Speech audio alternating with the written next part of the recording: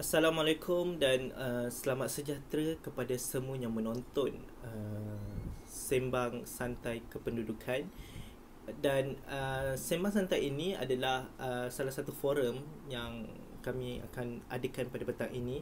Ianya membincangkan mengenai dengan tajuk yang orang kata je lebih kepada kependudukan lah. So tajuk kita pada hari ini adalah kita akan berbincang mengenai dengan Malaysia negara tua. Okey, sebelum kita pergi kepada perbincangan kita pada petang ini, saya untuk memperkenalkan para panel-panel kita pada petang ini. Kita mempunyai 3 orang panel yang terdiri daripada mahasiswa Universiti Pendidikan Sultan Idris. Sebelum saya memperkenalkan kita punya panel pada hari ini, mesti ramai tak tahu kan siapalah yang tengah bercakap ni kan. Okey, saya merupakan moderator forum kita pada petang ini. Okey, nama saya Khairul Azhar bin Nasruddin. Saya berumur 24 tahun dan kini saya merupakan pelajar ijazah sarjana muda pendidikan geografi di Universiti Pendidikan Sultan Idris. Baiklah, seterusnya saat yang ditunggu-tunggu, kita akan memperkenalkan panel-panel kita pada petang ini. Okey, kita terus kepada panel kita yang pertama untuk perkenalkan diri. Dipersilakan. Ya, Assalamualaikum warahmatullahi taala wabarakatuh. Nama saya Muhammad Zul Amiran bin Ali, berumur 23 tahun, mengambil jurusan ijazah sarjana muda pendidikan geografi di Universiti Pendidikan Sultan Idris. Baiklah, terima kasih kepada panel kita yang pertama, iaitu saudara Muhammad Zul Amiran bin Ali. Seterusnya kita terus kepada panel kita yang kedua untuk perkenalkan diri beliau. Dipersilakan panel kedua untuk perkenalkan diri. Okay, nama saya Khalid Ismail bin Abdul Rahman, berumur 23 tahun dan merupakan pelajar SNMP Geografi di Universiti Pendidikan Sultan Idris. Terima kasih kepada panel kita yang kedua, saudara Khalid Ismail bin Abdul Rahman. Okey, seterusnya kita pergi kepada panel yang terakhir, panel yang ketiga, untuk beliau perkenalkan diri. Dipersilakan. Assalamualaikum warahmatullahi wabarakatuh. Nama saya Ahmad Az-Zuhud bin Abdul Malik, berumur 23 tahun, pelajar ijazah sarjana muda pendidikan geografi di Universiti Pendidikan Sultan Idris. Terima kasih kepada panel yang ketiga, iaitu saudara Ahmad Az-Zuhud bin Abdul Malik, kerana sudi perkenalkan diri kita kepada penonton. Okey, seterusnya masa yang ditunggu-tunggu, kita akan terus kepada perbincangan kita pada petang ini. Okey, pada forum ini setiap panel akan mendapat satu soalan dan kita akan pergi kepada panel yang pertama, panel kedua dan terakhir adalah panel yang ketiga. Okey, kita bermula. Okey, sudah ready untuk para panel semua? Okey, baiklah. Saya akan ajukan soalan kepada panel yang pertama. Okey. Sejauh manakah persediaan dan produktiviti persaraan di kalangan penjawat awam di Malaysia ini dalam menuju ke arah Malaysia negara tua? Okey, minta pandangan daripada panel pertama untuk menjawab soalan ini. Okey, terlebih dahulu saya ingin mengucapkan terima kasih atas soalan moderator Khairul Azhar bin Nasruddin. Jadi saya terus kepada topik kita, iaitu topik Malaysia negara tua. Jadi tentang persediaan persaraan bagi dan produktiviti bagi penjawat awam menuju ke arah Malaysia negara tua. Jadi apa yang saya perlu tekankan di sini adalah tentang persediaan pesara penjawat awam itu sendiri, di mana mereka perlu menghadiri kursus pra-persaraan. Bercakap tentang kursus pra-persaraan, di mana Malaysia mempunyai Intan, iaitu agensi Intan, di mana Intan menyediakan kemudahan di mana penjawat awam ini boleh memohon kursus secara atas talian. Jadi apabila kita buka laman web Intan, jadi terdapat pelbagai pilihan kursus di situ. Jadi kalau kita buka laman web Intan situ, kita boleh tengok macam-macam jenis kursus yang ada. Jadi permohonan kursus ini juga boleh dibuat secara terus, ataupun permohonan boleh dibuat di atas talian di laman web Intan.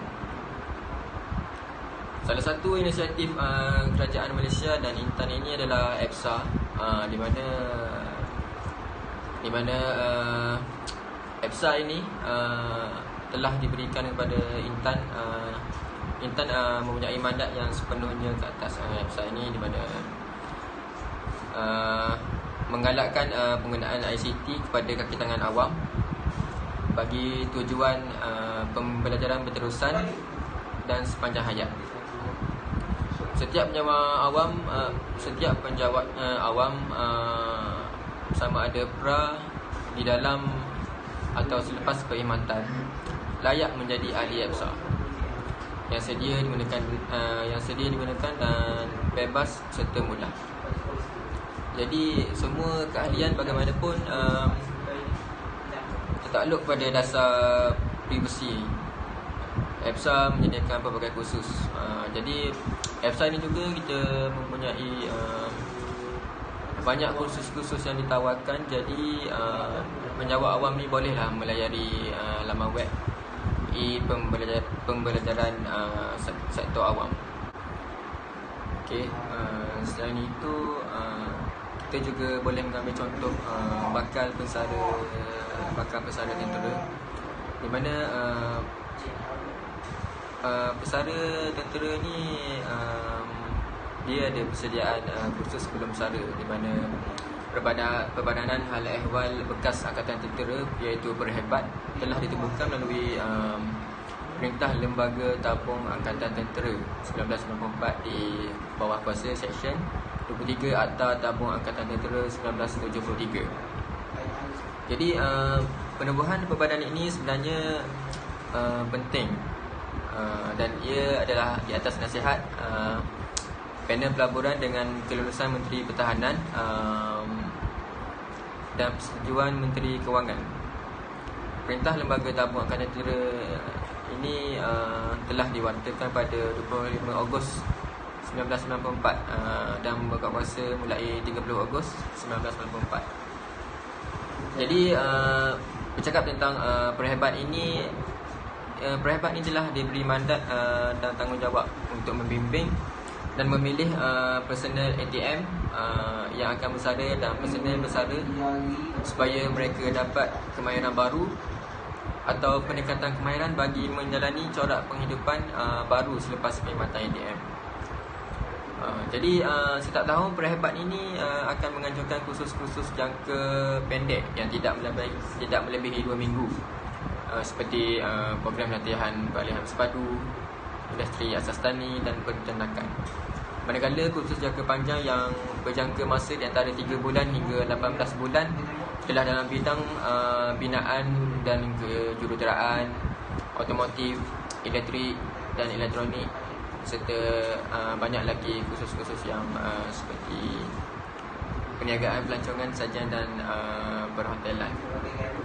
Jadi dalam usaha ini sememangnya kita dapat membantu sedikit persediaan para bakal pesara, serta kita akan dapat meningkatkan produktiviti bakal pesara penjawat awam. Jadi setakat itu saja yang saya dapat bahaskan. Sekian, terima kasih. Terima kasih kepada panel pertama kita, Saudara Zul Amiran bin Ali, di atas perkongsian yang disampaikan sebentar tadi mengenai dengan sejauh manakah persediaan dan produktiviti persaraan di kalangan penjawat awam Malaysia ini untuk menuju Malaysia sebagai negara tua. Okey, apa yang kita boleh simpulkan daripada panel pertama tadi, beliau ada mengatakan bahawa pihak kerajaan telah pun menjadikan satu, orang kata, langkah ataupun satu benda untuk mereka belajar. Sebagai contohnya, apa yang telah disampaikan tadi adalah mengenai dengan e-pembelajaran. Okey, e-pembelajaran ni apa yang disampaikan oleh panel pertama itu adalah para pesara mempelajari bagaimana menggunakan teknologi seperti ICT pada masa hadapan selepas mereka bersara, apakah patutnya mereka lakukan. So dekat sini sangat menarik point dia, iaitu dengan adanya e-pembelajaran ini mampu menjadikan negara kita ni menuju kepada negara Malaysia, negara tua. Seterusnya kita terus kepada panel kedua kita, iaitu saudara Kalas Ismah bin Abdul Rahman. Okey, sebentar tadi kita dah bercakap mengenai dengan persediaan terhadap apa orang kata pesara di kalangan penjawat awam. Okey, untuk soalan yang seterusnya saya akan menanyakan apakah pandangan saudara Kalas mengenai dengan kemampuan negara kita, negara Malaysia menyediakan infrastruktur untuk warga emas menjelang tahun 2030, iaitu menjelang pada tahun 10 tahun yang akan datang. Apakah persediaan untuk menyediakan infrastruktur untuk golongan emas ini? Okey, dipersilakan untuk menjawab. Terima kasih kepada moderator saudara Khairul Azhar.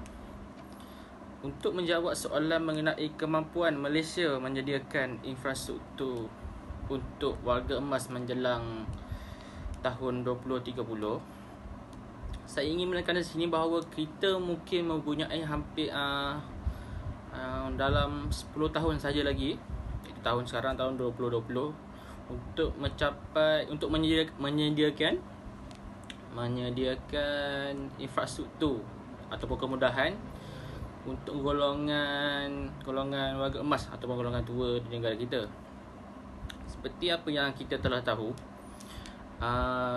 Malaysia atau negara kita, Malaysia, mungkin akan mencapai status negara tua menjelang tahun 2030, iaitu mereka dengan bilangan hampir 15% jumlah penduduk Malaysia pada ketika itu berumur 60 tahun dan ke atas. Di sini apa yang saya ingin terapkan bahawa kerajaan telah menjalankan satu program, iaitu program skim peduli kesihatan, iaitu PEKA B40, iaitu kerajaan telah mengambil langkah untuk menjaga kewajikan dan juga kewajikan dan juga menguruskan golongan yang berpendapatan bawah, pendapatan B40, iaitu golongan miskin tegar lah. Akan tetapi Malaysia untuk Malaysia sendiri bersedia sepenuhnya ke arah tahun 2030 untuk menyediakan infrastruktur itu sendiri, Malaysia sebenarnya tidak bersedia, kerana kita mungkin hanya ada 10 tahun saja lagi untuk menyediakan infrastruktur yang secukupnya untuk golongan tua di negara kita lah. Ada juga yang berpendapat bahawa golongan tua perlu golongan tua yang bekerja sekarang perlu diberi tempoh persaraan yang lebih lama. Sekarang kan lebih 60 tahun maksimum untuk bersara. Mungkin ada yang memberi pendapat bahawa menganjakkan lebih banyak masa lagi, iaitu lebih 60 tahun untuk tempoh persaraan. Ya, itu dengan ini dapat meningkatkan ekonomi golongan tua, iaitu supaya mereka lebih mempunyai kuasa, mempunyai simpanan untuk mereka menjalankan hidupan selepas bersara. Tetapi fakta yang telah dikeluarkan oleh Jabatan Bank Negara kajian telah dilakukan bahawa hampir 25% daripada responden yang telah mereka lakukan, 25% pesara ya, masih 25% pesara daripada responden masih mempunyai hutang terkumpul, iaitu untuk hutang yang mereka ada sebelum mereka bersara. Oleh sebab ini timbul pendapat bahawa untuk menganjakkan lebih banyak lagi, lebih lama lagi masa persaraan untuk mereka menjalankan mereka bekerja. Untuk menapi masalah ini, kerajaan telah memulakan projek-projek yang melibatkan prasarana dan akan memberi subsidi yang lebih banyak kepada golongan-golongan ini untuk membantu mereka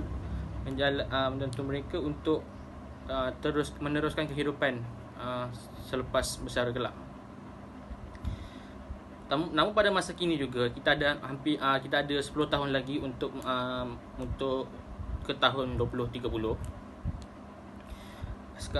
Sekarang hampir 60% penjawat awam yang berumur bawah 40 tahun mula mendapatkan nasihat kewangan mengenai cara mereka untuk menguruskan kewangan mereka setelah bersara.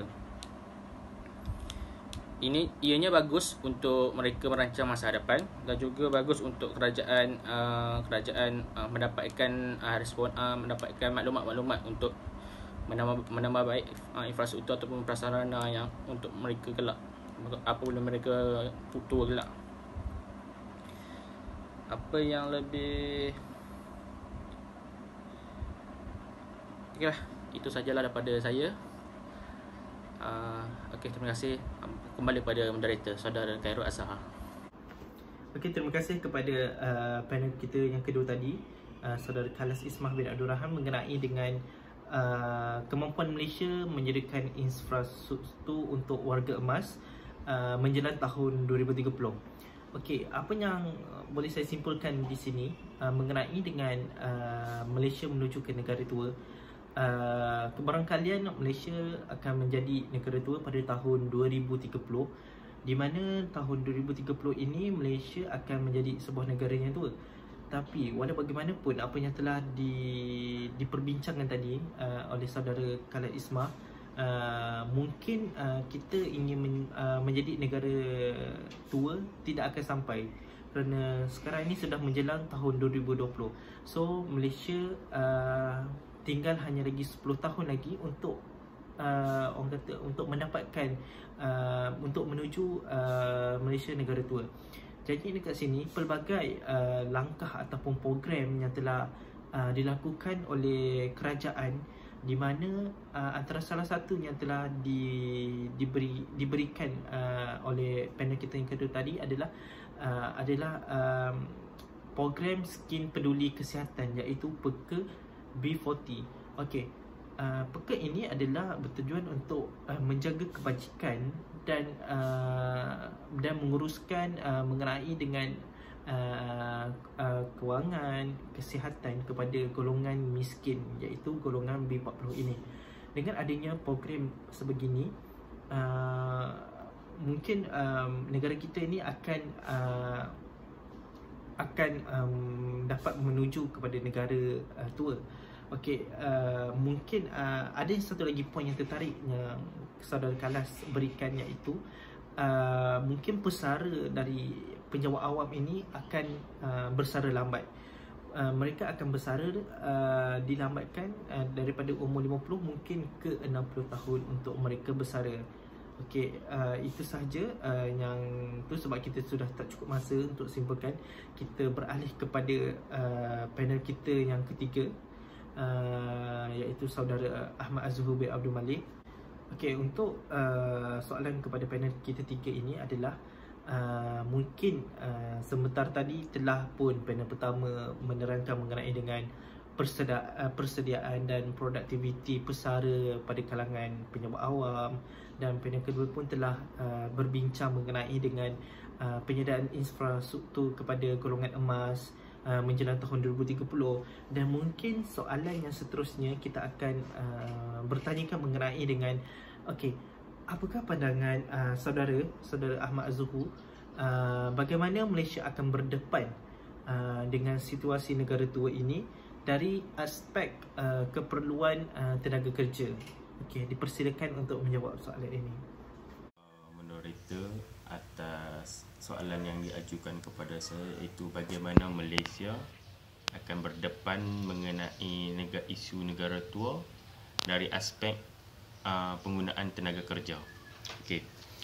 Pertama sekali, pada pandangan saya, kita boleh belajar dari negara Jepun. Okey, sebab apa saya pilih Jepun kat sini?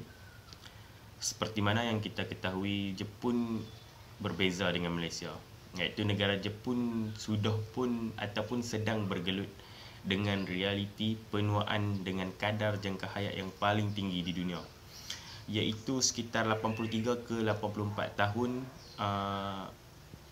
purata bagi jantina lelaki dan wanita. Ini telah pun meletakkan Jepun sebagai negara yang mempunyai jangka hayat yang paling tinggi di dunia berbanding dengan negara-negara lain seperti Australia, Switzerland, Sweden dan sebagainya. Okey, dengan kadar penuaan yang begitu rancak, Jepun telah ataupun sedang melaksanakan pelbagai strategi yang boleh dijadikan panduan bagi negara seperti kita, iaitu Malaysia, yang akan berdepan dengan isu penuaan ini. Okey, dari hasil pemerhatian yang dilakukan secara langsung, beberapa pengajaran penting boleh diperhatikan dan dijadikan contoh ataupun amaran awal untuk Malaysia, iaitu negara kita sendiri. Okey, jika kita nak melihat dari aspek penggunaan teknologi untuk penggantian tenaga kerja manusia, iaitu seperti mana Jepun yang menggunakan tenaga robotik ataupun teknologi robot untuk menjaga warga emas. Okey, isu kita sendiri iaitu penuaan. Bila kata isu penuaan ini, maka banyak warga emas yang berada di sesuatu negara itu. Jadi Malaysia, bila kata penuaan terlalu banyak, iaitu banyak warga emas di Malaysia, maka akan terbuka satu bidang sektor yang menggunakan banyak tenaga kerja, iaitu di bidang sektor penjagaan warga emas. Okey, jika kita nak menggunakan teknologi, iaitu teknologi robot untuk menjaga warga emas, saya rasa tak boleh dijadikan sebagai penanda aras untuk Malaysia, iaitu kerana Malaysia jelas tidak mampu untuk mencapai tahap penguasaan teknologi seperti mana yang berlaku di Jepun sana. Penguasaan teknologi ke tahap yang serupa memerlukan bukan sahaja keupayaan kewangan, tetapi juga perubahan sikap dan juga mentaliti yang menyeluruh terhadap teknologi. Sesuatu yang mungkin mampu dicapai, tetapi memerlukan masa yang sangat panjang lah saya rasa, dan juga anjakan paradigma yang sangat besar. Okey, dasar pintu kita lihat daripada segi penggunaan teknologi itu, kita tak mampu untuk bersama dengan Jepun. Jadi kita lihat untuk tenaga kerja manusia semata-mata. Okey, dasar pintu tertutup Jepun telah diketahui oleh umum. Jepun tidak menerima mana-mana tenaga kerja asing, iaitu hanya pada akhir tahun 1980-an. Dengan ancaman kekurangan buruh yang semakin meningkat, wujud keperluan untuk Jepun menerima pekerja asing, peningkatan jumlah warga emas yang ketara dan kekurangan orang muda memaksa Jepun mengubah polisi tutup pintu itu kepada dasar pintu yang terbuka untuk menerima tenaga kerja dari luar. Okey, dan dari situ saya rasa Malaysia tak ada isu mengenai tenaga kerja dari luar, itu kerana Malaysia sudah pun mengamalkan dasar pintu terbuka sudah pun lama. Seperti mana yang kita boleh lihat sekarang, banyak warga Bangladesh, Indonesia, Nepal dan juga Myanmar. Tetapi bila kata ada tenaga kerja luar, adalah kontroversinya yang tersendiri, bukan? Okey, keperluan terhadap pekerjaan ini meliputi semua jenis pekerjaan lah. Sungguh pun demikian, seperti mana yang kita katakan tadi, sektor penjagaan warga emas adalah bidang yang paling kritikal. Perkara penting yang wajar diberi perhatian adalah aspek kemahiran dalam penjagaan warga emas. Jepun menghadapi masalah dengan bilangan penjaga warga emas serta kemahiran penjagaan yang rendah. Okey, jika Malaysia ingin mengurangkan masalah dalam hal yang sama, perkara ini saya rasa perlu diberikan perhatian yang sewajarnya melihat kepada realiti semasa negara kita masih belum mempunyai polisi yang khusus berkaitan penjagaan warga emas, termasuk kepakaran sebagai care workers ataupun pekerja untuk menjaga dalam sektor menjaga warga emas ini sendiri. Dengan kadar jangka hayat yang semakin bertambah, dijangka negara kita saya rasa perlu bersedia dalam mengendalikan bilangan warga emas yang memerlukan penjagaan khusus, termasuk warga emas yang mengalami masalah penyakit seperti demensia dan sebagainya. Jadi saya rasa kerajaan perlu merangka dari sekarang, iaitu ataupun perlu mewujudkan satu khusus untuk menjaga, untuk melahirkan tenaga mahir dalam bidang tersebut. Okey, itu saja pandangan saya terhadap penggunaan tenaga kerja yang perlu dihadapi oleh Malaysia. Sekian, terima kasih. Terima kasih kepada saudara Ahmad Az-Zuhud yang merupakan panel yang terakhir kita pada petang ini, di atas pengkongsian mengenai dengan pandangan beliau bagaimana Malaysia akan berdepan dengan situasi negara tua dari aspek keperluan tenaga kerja. Okey, menarik sebenarnya apa yang telah disimpulkan oleh panel ketiga kita tadi, saudara Ahmad Az-Zuhud, mengenai dengan keperluan tenaga kerja. Beliau ada mengatakan mengenai dengan Malaysia perlu mengikuti contoh seperti negara Jepun. Okey, seperti yang semua tahu, negara Jepun ni merupakan negara yang mempunyai jangka hayat yang tertinggi di dunia. Dia mempunyai kadar kematian yang rendah dan kematiannya rendah, dan dia menjadikan sebuah negara yang jangka hayatnya tinggi disebabkan mungkin adalah antara faktor dia adalah faktor kesihatan yang telah kerajaan telah buat satu program untuk menjaga kesihatan kebajikan kepada golongan tua ini. Dan sekitar purata umur di negara Jepun ini adalah bagi golongan lelaki dan perempuan ini adalah sekitar berumur 83 tahun dan sehingga 84 tahun. Ini adalah sekitar purata umur negara di Jepun. Okey, berbalik kepada soalan tadi, keperluan tenaga kerja. Apa yang telah disampaikan oleh saudara Az-Zuhud tadi, kalau kita lihat kepada Malaysia, memang jauh berbanding dengan Jepun, kerana Jepun ni merupakan negara yang kita sedia tahu teknologi dia sangat canggih, mewah, dan mereka tenaga kerja ni tidak menggunakan khidmat manusia. Mereka sudah, orang kata, jauh daripada kita kerana dengan adanya robot-robot yang membuat kerja. Tapi bila kita berbanding dengan negara Malaysia ini tidak lagi capai negara maju, taraf negara maju, sebab negara ni adalah negara yang sedang membangun. Jadinya dalam kita Malaysia ini, kita tiadalah mengadakan robot sebagai tenaga kerja. So jadinya keperluan tenaga kerja ini perlu diberi bimbingan kepada rakyat Malaysia untuk orang kata menjaga golongan-golongan warga emas ini yang telah disampaikan oleh saudara Ahmad Az-Zuhud sebentar tadi. Okey, berakhirlah sudah kita punya forum sembang santai kependudukan, iaitu yang bertajuk Malaysia Negara Tua. Setakat itu sahaja forum kita pada petang ini. Terima kasih sangat-sangat kepada semua penonton yang menonton video ini, yang melihat perbincangan daripada panel pertama kita, iaitu saudara Zul Amiran, saudara Khalid Ismah, dan yang terakhir iaitu saudara Ahmad Az-Zuhud. Terima kasih kepada para panel kita kerana sudi bersama kita pada petang ini dalam forum sembang santai kependudukan ini. Okey, akhir kata daripada saya, terima kasih kerana menonton dan maafkan kami jika terdapat sedikit kesalahan ataupun salah info mengenai dengan ini, sebab ini pun adalah proses pembelajaran untuk kami semua. Okey, dengan itu berakhirlah sudah forum kita pada petang ini, dan saya mengucapkan terima kasih kepada panel-panel kita dan para penonton yang masih setia bersama kita sehingga penghujung forum ini. Dan selamat petang kepada semua. Terima kasih. Assalamualaikum warahmatullahi wabarakatuh.